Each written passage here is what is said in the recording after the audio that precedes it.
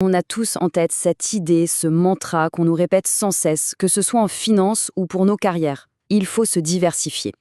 Mais ce conseil, qui a l'air si prudent, cache en réalité des paradoxes et des limites qu'on avoue rarement. Et c'est justement ce qu'on va creuser ensemble.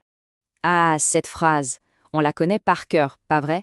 C'est devenu une évidence, un principe de bon sens, qu'on n'ose même plus remettre en question. C'est la base de la prudence, en somme. Mais et si justement c'était un mauvais conseil? Ou du moins un conseil bien plus dangereux qu'il n'est paraît quand il est mal compris? Et si cette soi-disant règle d'or était en fait un frein, un véritable obstacle à la réussite? Alors, pour bien comprendre, on va commencer par là où tout a démarré. La finance. C'est son terrain de jeu naturel.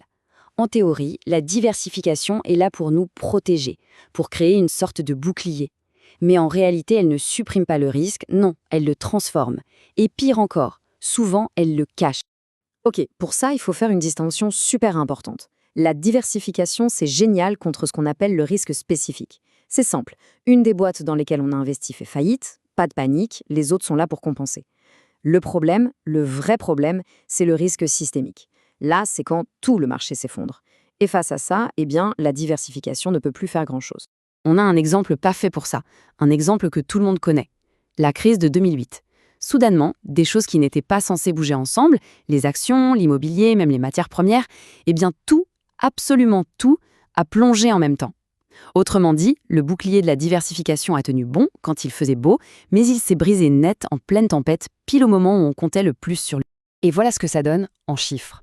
Au pire de la crise, la corrélation entre tous ces marchés a frôlé le chiffre 1. Qu'est-ce que ça veut dire concrètement? Ça veut dire que tout a commencé à se comporter de la même manière. Tout bougeait à l'unisson, droit vers le bas. Résultat, l'avantage de la diversification a tout simplement disparu, évaporé. Et ce n'est pas tout. Il y a un autre piège, plus subtil, la surdiversification. C'est quand on diversifie trop. À force d'ajouter des actifs, on finit par tellement diluer le risque qu'on dilue aussi les gains potentiels. On se retrouve avec la performance moyenne du marché et on doit encore payer des frais dessus. C'est un peu le meilleur moyen de s'assurer de ne jamais perdre gros, c'est vrai, mais aussi de ne jamais gagner gros non plus.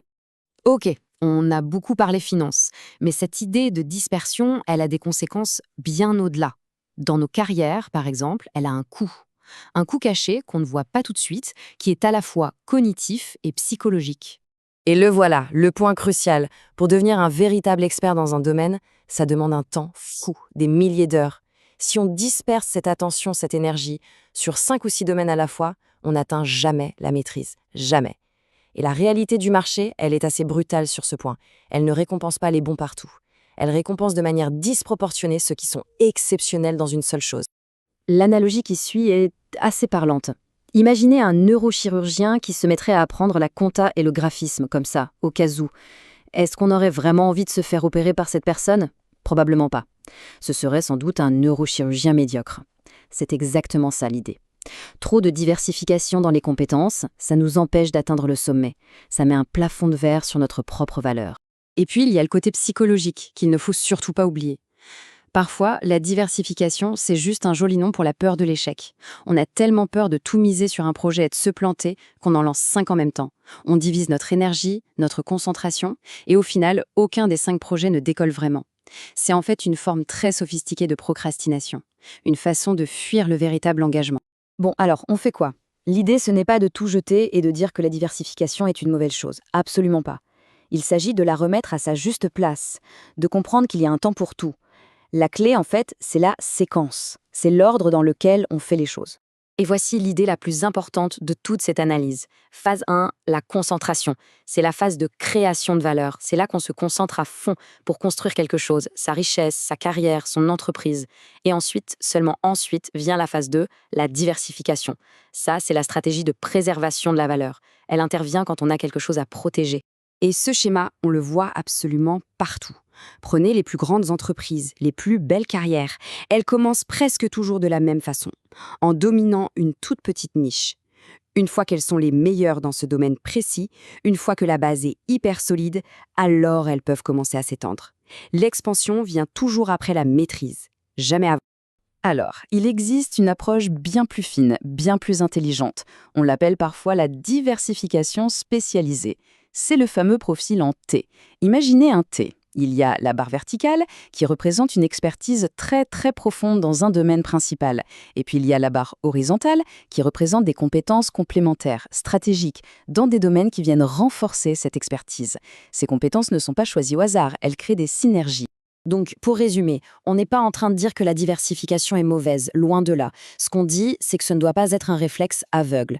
Ça doit être une décision réfléchie, qui dépend entièrement du contexte. Ça demande du jugement. Ce petit tableau résume assez bien cette logique. Quand on est jeune, par exemple, le coût d'un échec est assez faible. C'est le moment de se concentrer. Pareil si on tombe sur une opportunité en or avec un potentiel énorme. Là encore, c'est la concentration qui prime. À l'inverse, quand on approche de la retraite ou quand on a déjà bâti un patrimoine et qu'on veut le protéger, alors là, oui, la diversification devient la stratégie la plus intelligente. Au fond, la vraie compétence, ce n'est pas de connaître la règle par cœur, c'est de savoir quand l'appliquer. C'est cette capacité à lire le contexte, à passer d'un principe tout fait à un jugement adapté à la situation. La diversification, au final, ce n'est ni bien ni mal, c'est un outil. Et comme tout outil, il faut savoir s'en servir. Et pour finir, on pourrait retourner complètement le vieux dicton. La vraie compétence, ce n'est peut-être pas de savoir comment ne pas mettre tous ses œufs dans le même panier, c'est plutôt de savoir reconnaître le bon moment pour, au contraire, mettre tous ses œufs dans un seul et même panier, et ensuite de ne plus jamais le quitter des yeux.